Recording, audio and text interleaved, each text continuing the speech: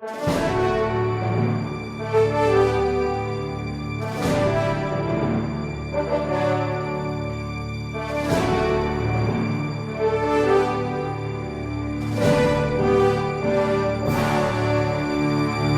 Resposta Católica de hoje, gostaríamos de responder a pergunta: para onde vão as crianças que foram abortadas?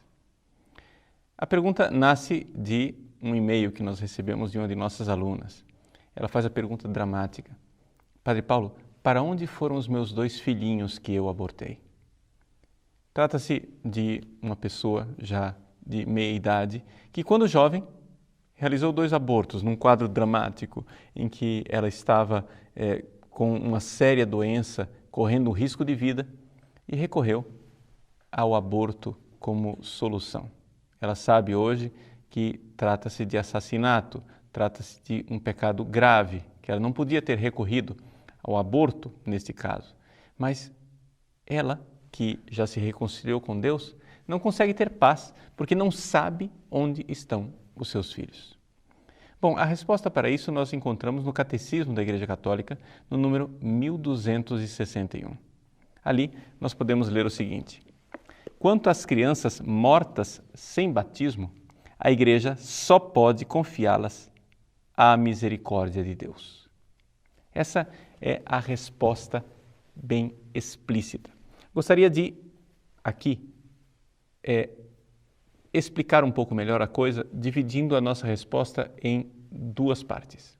Primeiro, quero responder teologicamente e depois quero dar alguns conselhos espirituais a esta mãe.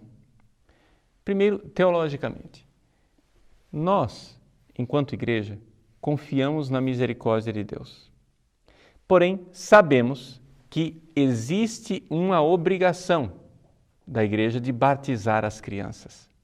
Por isso, tão logo nós sabemos que uma criança corre risco de vida, nós devemos fazer todo o possível para batizar estas crianças o quanto antes. Por quê? Porque Deus nos deu o caminho dos sacramentos. E é este caminho que nós conhecemos. É evidente que Deus pode ter outros caminhos, mas o caminho que Ele nos deu e que nos obriga é o caminho dos sacramentos. É evidente que Deus não está obrigado a agir somente pelos sacramentos. Por isso, a nossa confiança na misericórdia de Deus. O Catecismo da Igreja Católica, nesse número que eu citei, recorre a 2 versículos bíblicos. Primeiro, o versículo da primeira carta de São Paulo a Timóteo, capítulo 2, versículo 4, em que se diz que Deus, na sua infinita bondade, quer que todos os homens sejam salvos. Ora, se Deus quer que todos os homens sejam salvos, aqui nós temos a realidade do coração de Deus, tal qual Ele é. Deus quer isto. Que culpa tem estas crianças? Nenhuma. Então, aqui o segundo versículo, que é tirado de Marcos capítulo 10, versículo 14. Deixai vir a mim as criancinhas e não as impeçais. Baseado nisso, todo o ritual de exéquias de uma criança morta sem batismo está montado nesta confiança na misericórdia de Deus.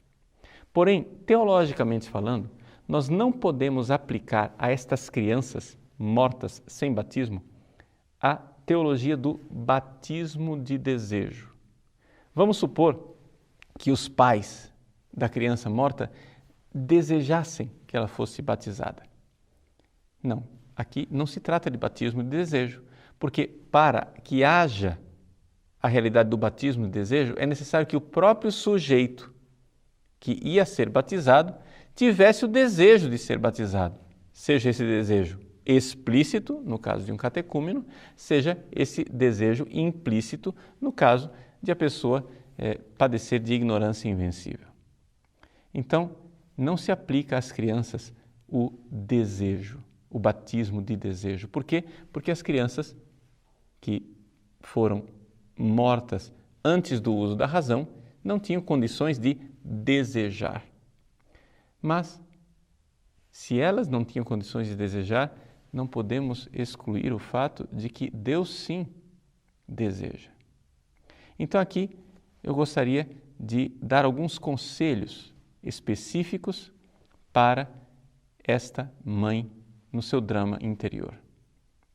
Primeira coisa, é necessário que você se reconcilie com estas crianças, especificamente.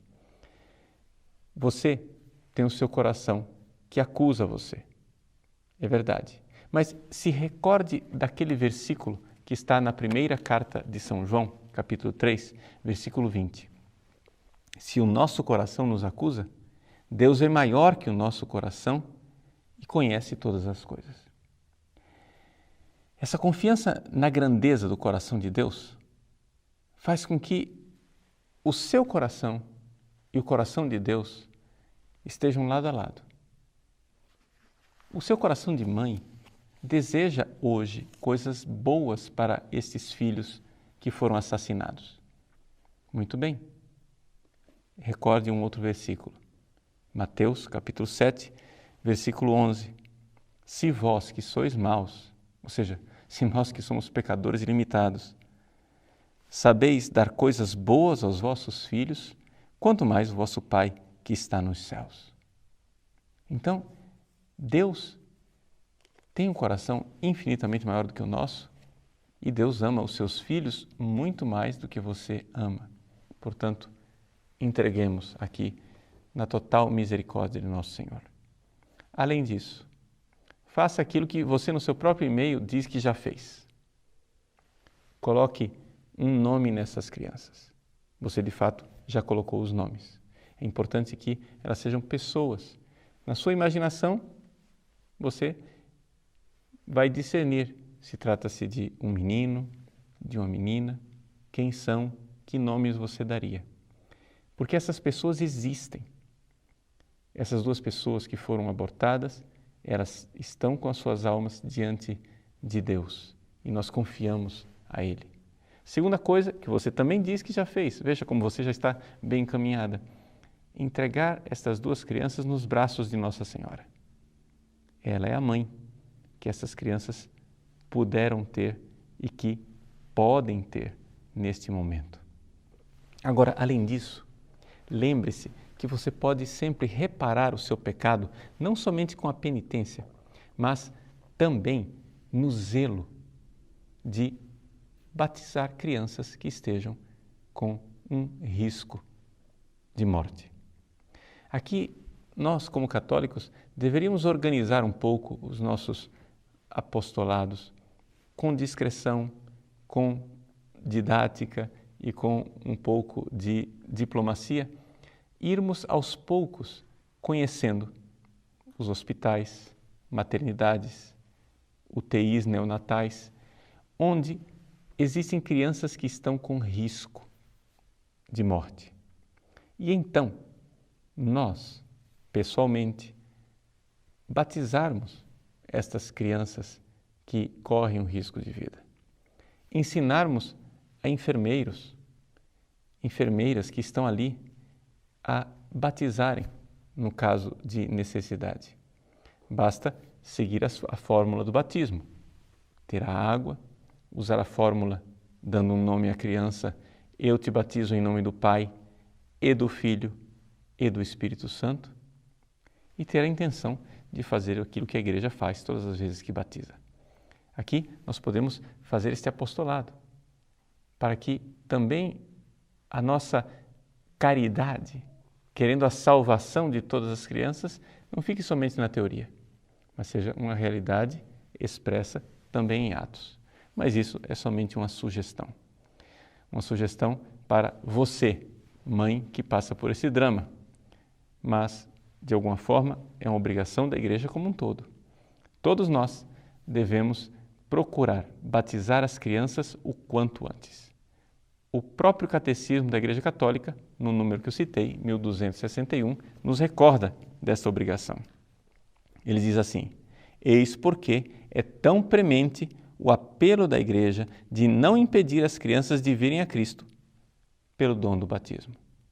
Vamos então batizar todos os nossos filhos, aqueles que estão em iminente perigo de morte e aqueles que, já nascidos, queremos entregar a misericórdia de Deus, que é Pai, que quer receber todas as criancinhas.